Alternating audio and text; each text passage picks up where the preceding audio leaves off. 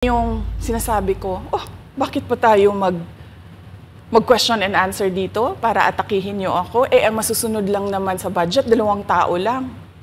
Diba? Ang susunod nun na halimbawa ko ay yung budget ng Office of the Vice President. Kung makikita nyo, September 2023, merong lumabas na press release ang Makabayan Bloc. Sabi nila, may meeting kami with Congressman Martin Romualdez. Pinag-uusapan namin ang pagtanggal ng confidential funds. September yon.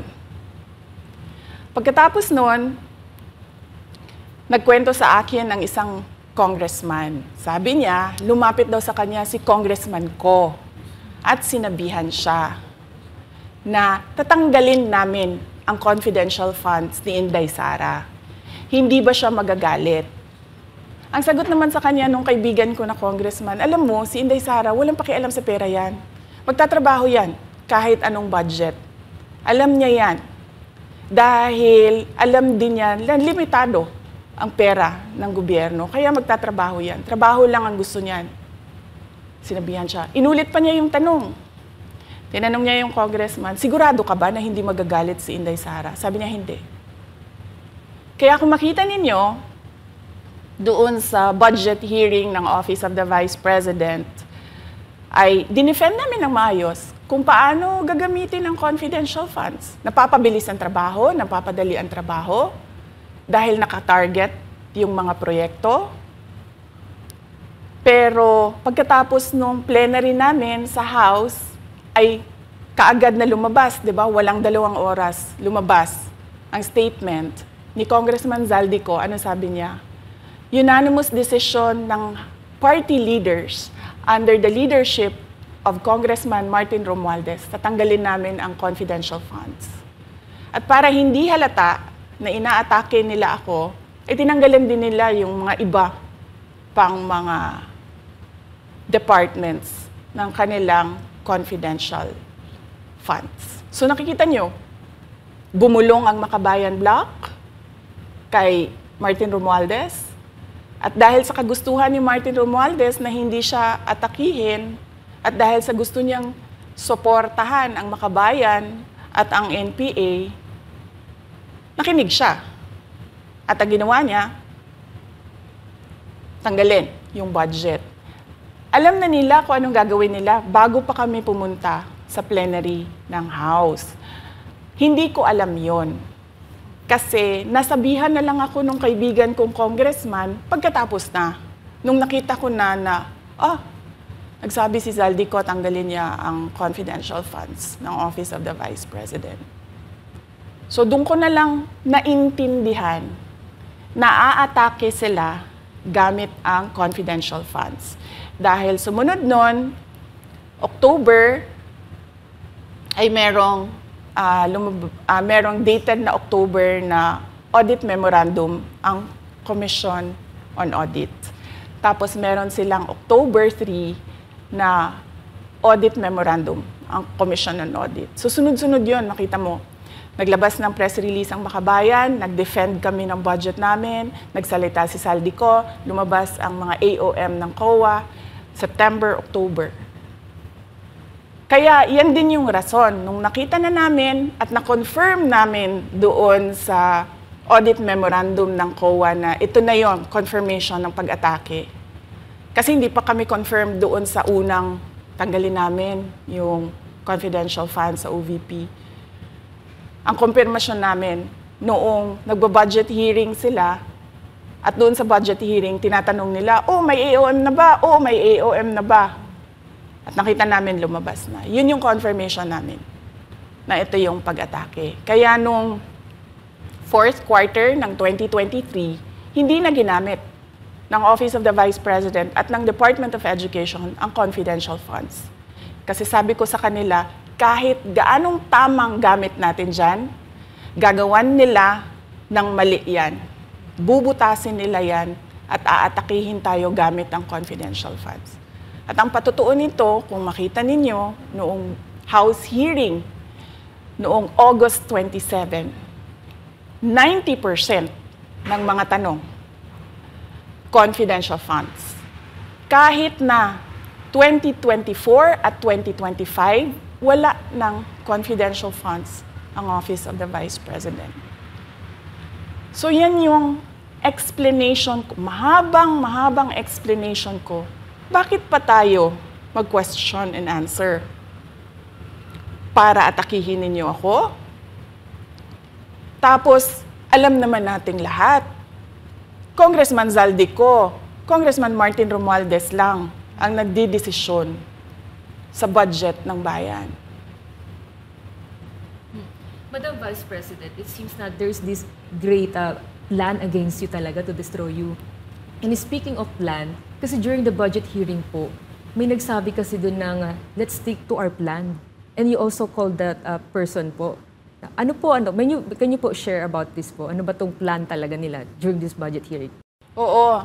Doon sa budget hearing na nangyari noong August 27, nakita nyo na meron na silang nakahandang PowerPoint presentation, meron na silang nakahandang audiovisual presentation, meron na silang nakahanda na script na binabasa. At yung isa pa nga na congresswoman na sabi niya, wala akong panahon. Basta mahaba ito. Hindi ko mabasa letter per letter. Pero kung makita mo, may nakahanda siya na mga sagot sa mga sinabi namin sa Commission on Audit. Legal points na sinabi namin sa Commission on Audit. Bakit napakadelikado ng ginagawa na kinukuha ang mga dokumento ng hindi tapos at hindi final na audit. So kung makita mo, ganun yun, nakahanda sila. Makikita natin na let's stick to our plan at atakihin natin ito siya. Walang kinalaman sa kanyang Office of the Vice President 2025 budget proposal, kundi lahat ay may kinalaman sa confidential funds na matagal nang may kaso, 3 pa nga ang kaso sa Supreme Court, matagal nang pinapa-audit nila at nagko-cooperate kami doon sa audit. Kaya makikita ninyo kung ulit-ulitin natin yung nangyari noong House budget hearing noong August 27. Meron silang plano na gamitin yon para siraan ako. At hindi lang sila tumitigil dyan. Kung makita ninyo, ngayon naman nasa DepEd budget sila ng pagsira ng pangalan ko. Kahit wala akong kinalaman doon sa mga observations ng Commission on Audit, sinasabi nila na kasalanan ni Inday Sara yan. At going back po dito sa budget hearing, Madam Vice President, kasi mukhang hindi talaga nagustuhan ng mga kongresista ang inyo pong naging sagot at naglabas nga po sila ng kanilang statement about pa din dito sa confidential fund. And itong si Franz Castro, nagsabi siya dito nga daw ay posibleng ito ay isang impeachable offense. Ano pang reaction niyo dito? Hindi na bago ang usapin ng pag-impeach sa akin. Kung babalik tayo nung nakaraang taon, ay nagsalita na si Franz Castro noong November 2023. Nagsabi na siya, ay pinag-uusapan namin ang impeachment ni Inday Sara. At nagbigay siya ng mga basehan doon sa ifa-file daw nila na impeachment. Kaya tuloy-tuloy lang yan na pinag-uusapan openly diyan sa House of Representatives ang impeachment. At lagi nandyan sa gitna si Franz Castro sa usaping impeachment sa akin. Unang-una, walang misuse ng confidential funds, walang misuse ng funds ng Department of Education. Kaya ngayon, ay pinipilit nilang gawan ng basihan yung mga sinasabi nila na impeachment sa akin. Kaya hindi bago yan na pinag-uusapan ang impeachment. Kasama yan sa plano nila laban sa akin. Ma'am, regarding naman po dito, kasi sa plano daw po nila, ay bigyan kayo ng 0 or 1 peso budget ang OVP po. Kung sakaling mangyari po ito, ano ang magiging hakbang po? Narinig din namin na merong defunding, i-defund daw ang Office of the Vice President budget. Narinig din namin na posibleng piso lang ang ibigay na budget sa Office of the Vice President. Handa ako sa Office of the Vice President na magtrabaho kahit walang budget. Maliit lang yung opisina namin, maliit lang yung operations namin, kaya kayang-kaya namin na magtrabaho kahit walang budget. Alam naman namin na kapartiyan ng pag-atake. Kaya kami, tutuloy-tuloy lang din kami sa kailangan namin gawin para sa bayan. Madam Vice President, panghuli na lang po, no? Sa kabila po ng nararanasan ninyo na pag-atake, kaliwat kanan, at ang kalagayan po ng ating bansa, ano po ang inyong mensahe sa ating mga kababayan? Unang-una mensahe ko sa ating mga kababayan, huwag silang magpadala sa ingay ng politika.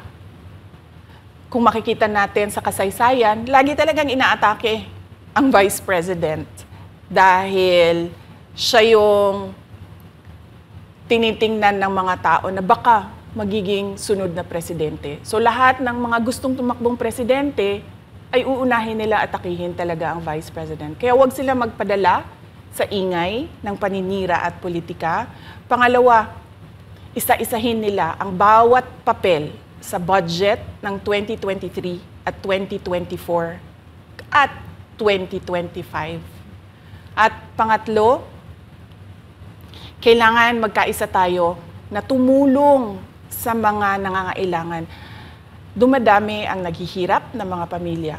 Dumadami ang nakakaranas ng gutom. Kaya kailangan tayo, kaya kami tutuloy din ang trabaho namin kahit walang budget. Dahil alam namin na yan yung pinaka-importante sa ngayon. Na matulungan yung mga kababayan natin na naghihirap at walang makain. Yan yung totoong problema ng bayan natin. Once again, ma'am, maraming salamat po sa pagkakataong pinagkaloob niyo po sa amin at nabigyang linaw po ang mga issue nga ngayon ay headlines po sa iba't ibang media. Maraming salamat po ni Madam Vice President. Thank you very much. Shukran.